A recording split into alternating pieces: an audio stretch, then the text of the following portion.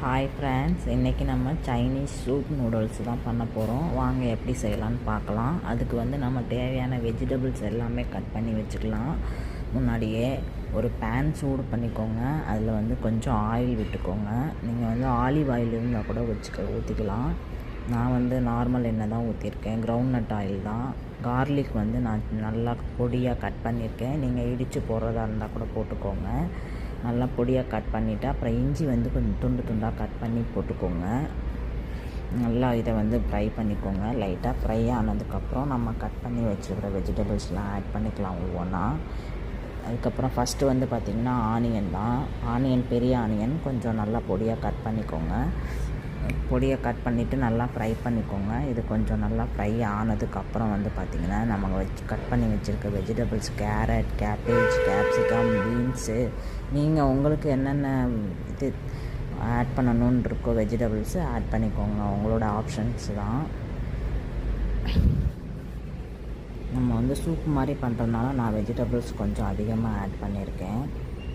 Soup வந்து நல்லாயிருக்கும், நல்லா ஒரு டேஸ்ட்டு கொடுக்கும். அதுக்கு வந்து நான் வந்து மேகி மசாலா எதுவும் யூஸ் பண்ணல.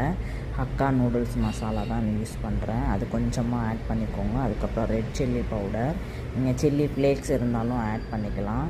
அதுக்கப்புறம் சால்ட்டு இதெல்லாம் நல்லா மிக்ஸ் பண்ணிக்கோங்க. ஆட் பண்ணிவிட்டு அதுக்கப்புறம் பெப்பர் கொஞ்சம் மசாலாலாம் ஆட் பண்ணிவிட்டு நீங்கள் நல்லா மிக்ஸ் பண்ணிவிட்டு வாட்டர் ஆட் பண்ணிக்கோங்க. வாட்டர் வந்து நீங்கள் கிட்டத்தட்ட ஒரு 1.5 லிட்டர் அளவுக்கு ஊற்றிக்கலாம். நான் 2 பாக்கெட் மசாலா மேகி எடுத்திருக்கேன். நீங்கள் ஹக்கா நூடுல்ஸில் பண்ணுறதா இருந்தாலும் பண்ணிக்கலாம். அதுக்கப்புறம் வந்து பார்த்திங்கன்னா சில்லி சாஸ் கொஞ்சம் ஆட் பண்ணிக்கோங்க. நீங்கள் டொமேட்டோ சாஸ் இருந்தாலும் ஆட் பண்ணிக்கலாம். சோயா சாஸ் கூட கொஞ்சமாக ஆட் பண்ணிக்கோங்க. என்கிட்ட இல்லை, நான் யூஸ் பண்ணுறதில்ல, அதனால் ஆட் பண்ணல. அதுக்கப்புறம் மூடி போட்டு நல்லா கொதிக்க வச்சுக்கோங்க. வெஜிடபிள்ஸ்லாம் கொஞ்சம் வெந்ததுக்கப்புறம் நீங்கள் மேகி ஆட் பண்ணிக்கலாம். நூடுல்ஸ் வந்து ரொம்ப உடச்சி போட்டாதீங்க. இந்த மாதிரி வந்து 4 பீஸாக உடச்சி போட்டாலே போதுமானது தான். நல்லாயிருக்கும் உங்களுக்கு நூடுல்ஸு.